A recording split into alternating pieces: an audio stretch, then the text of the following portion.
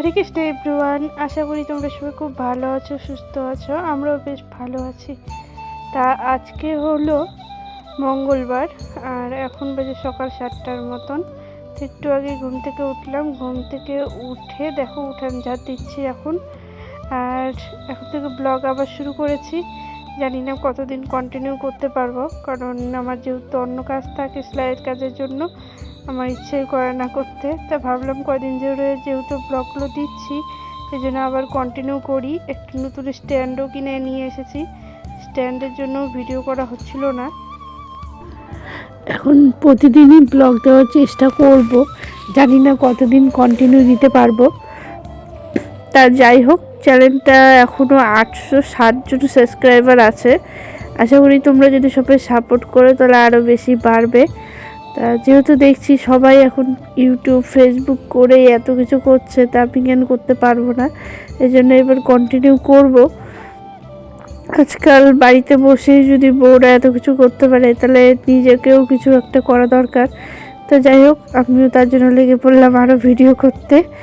এতদিন যদি আমি ভালোভাবে ভিডিওগুলো করেই যেতাম, নিশ্চয়ই আজকে আমিও পেমেন্ট পেতাম আর একটা জায়গায় দাঁড়াতাম। কিন্তু আমি ভিডিও করি নেই। আসলে দিদা মারা যাওয়ার পর থেকে না আমার এই ভিডিও নেশাটাই কমে গেছিলো।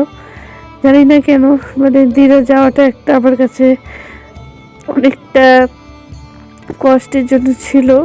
খুব আশা করেছিলাম যে যখন আমার ইউটিউবে টাকা পেবে তখন এটা দিয়ে আমি দিদাকে চিকিৎসা করাবো।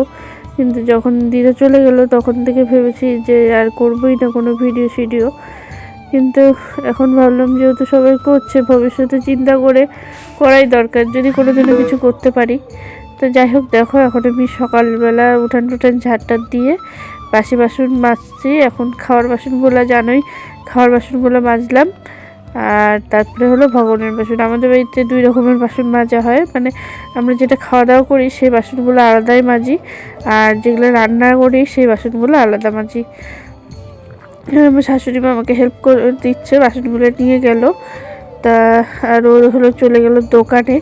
তো এখন দেখো আমি রান্নার বাসন মাজছি। খাওয়ার বাসন কমই হয়, রান্নার বাসনই বেশি হয়, কারণ গ্যাসে রান্নি প্রতিদিন হাঁড়ি কড়াই তো মাজি।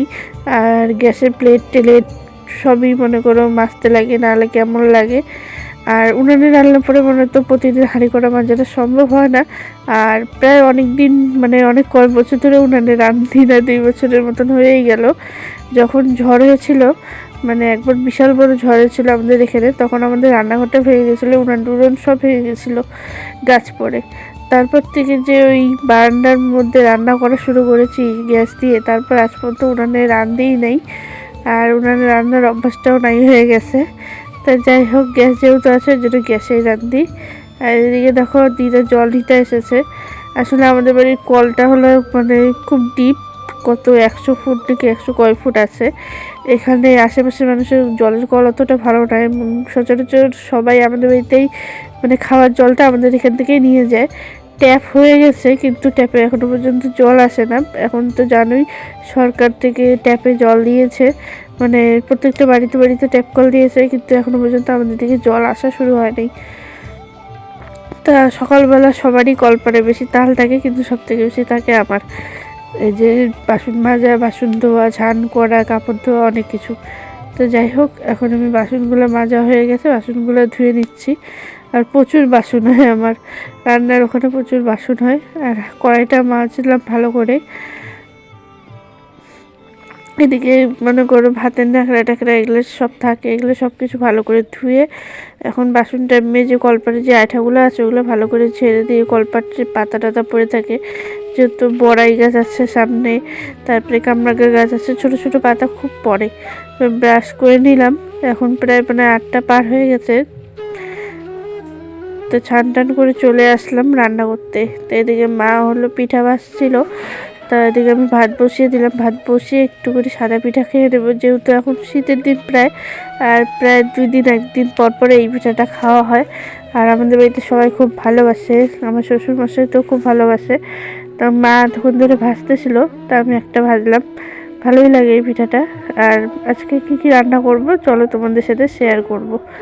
তো প্রথমে আমি চালটা ধুয়ে নিচ্ছি, ভাতটা অন্যটা বসিয়ে দেব। আর আমরা তো জানোই যেটাই রান্না করি ভগবানকে দিয়েই সেবা পাই, তো ওরকমই পিঠাটা রান্না হয়েছিল, সেটাও ভগবানকে দেওয়া হয়ে গেছে। তো এখন অন্ন বসিয়ে দিলাম, তারপরে পিঠাটা খেয়ে তারপর দেখো চলে আসলাম হলো করবো হলো আলুর তরকারি আর বাঁধাকপি ঘন্ট। তো চলো স্কিপ না করে ভিডিওটি দেখতে থাকো, অবশ্যই ভালো লাগবে।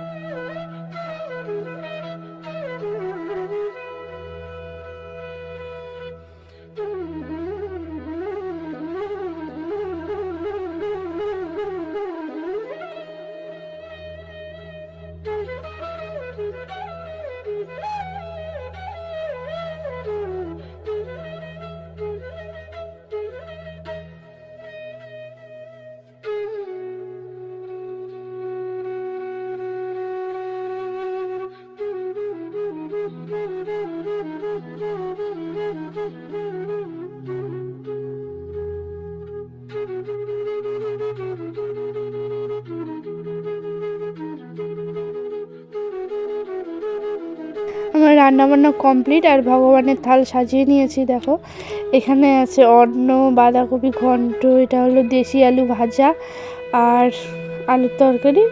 এগুলো দিয়েই ভগবানকে সেবা দেওয়া হবে এখন। আর গ্যাসটা সব পরিষ্কার করে রেখে দিয়েছি। তারপরে খাওয়া দাওয়া করে দেখো আমাদের কি একটা গরু, মানে দুইটা গরুর রশি ছিঁড়ে গেছে। একটা গরুকে তো কষ্ট করে ধরা গেছে। এই গরুটাকে আমার শাশুড়ি মা ধরতে গেছে, আমার শ্বশুরমশাই পায়ের মধ্যেও ব্যথা পাইছে। কি অবস্থা দেখতেই পাচ্ছ এগুলো। হরে কৃষ্ণ বন্ধুরা, অনেকক্ষণ পরে তোমাদের সামনে আসলাম। এখন বাজে হলো রাত্রি 10:30টার মতন। আর আমার হরে কৃষ্ণ বাবু এখনই আসলো। এখন দেখো খাওয়া দাওয়া করবো। আর এখানে কি কি আছে চলো তোমাদেরকে দেখাই কি কি রান্না করেছি রাত্রে। তো এখানে দেখো আলু সিদ্ধ আছে, ধনিয়া পাতার চাটনি আছে, আর এদিকে লবণ তেল নিয়েছি। আর এখানে হলো সকালের বাঁধাকপি ঘন্ট, এটা দিয়ে রাত্রে খাওয়া দাওয়া। তো আজকে পরে ওই গরুর ছেঁড়া নিয়ে পরে আর কোনো ভিডিওই করা হয়নি। তো যাই হোক, আজকের ব্লগটা কেমন লাগলো অবশ্যই কমেন্ট করে জানিও। ভালো লাগলে অবশ্যই লাইক কমেন্ট শেয়ার করে দিও। তো সবাই কমেন্টের মধ্যে একটা হরে কৃষ্ণ লিখে কমেন্ট করো। সবাই ভালো থাকো, সুস্থ থাকো, সাবধানে থাকো। বাই বাই, হরে কৃষ্ণ।